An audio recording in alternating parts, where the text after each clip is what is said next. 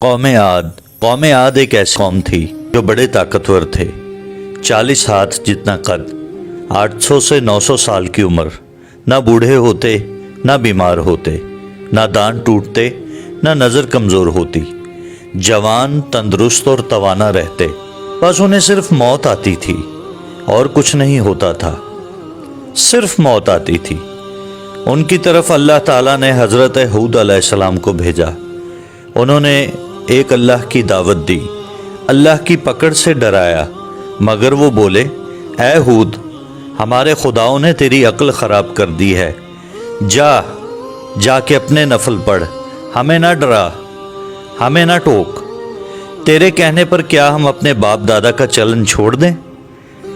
عقل خراب ہو گئی ہے تیری، جا کے اپنا کام کر، تیرے کہنے پر چلیں گے تو ہم تو بھوکے مر جائیں گے۔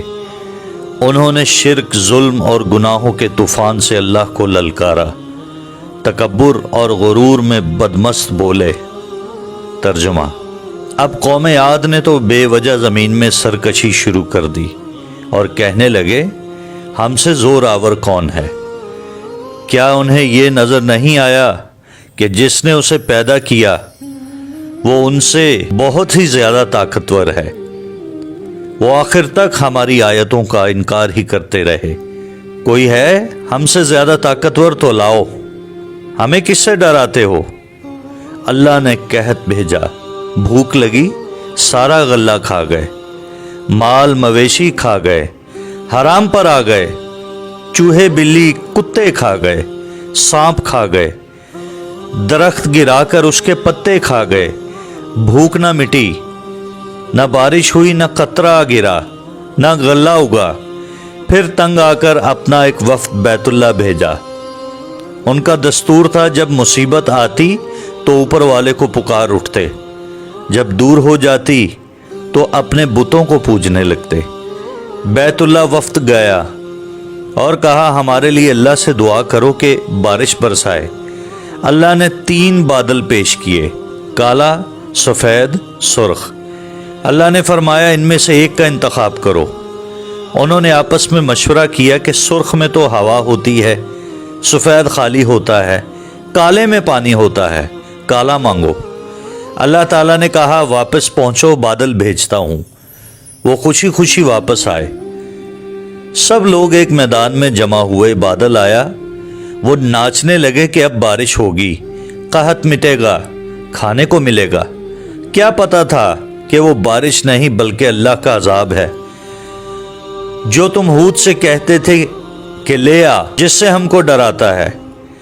اس بادل میں ایسی تند و تیز ہوا تھی کہ جس نے ان کو اٹھا مارا، ان کے گھر اکھاڑ دیے، اور لوگ تنکوں کی طرح اڑ رہے تھے۔ ہوا ان کے سروں کو ٹکراتی تھی، اتنی زور سے ٹکراتی تھی کہ ان کے بھیجے نکل کر منہ پر لٹک گئے تھے۔ بعض لوگ بھاگ کر غار میں گھس گئے کہ یہاں تو ہوا نہیں آ سکتی، مگر میرے رب کا حکم ہو کر رہتا ہے۔ ہوا غار میں بگولے کی طرح داخل ہوتی اور ان کو باہر اٹھا کر پھینک دیتی۔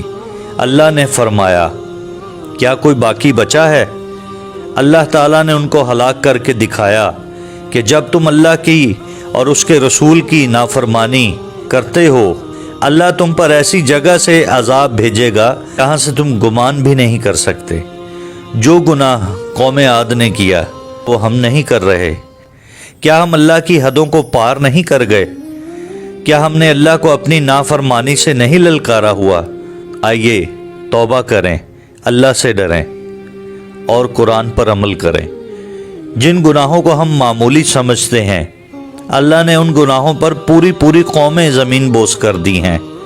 اللہ تعالی ہمیں توبہ کرنے کی توفیق عطا فرمائے اور اپنے رستے کا مسافر بنائے۔ آمین۔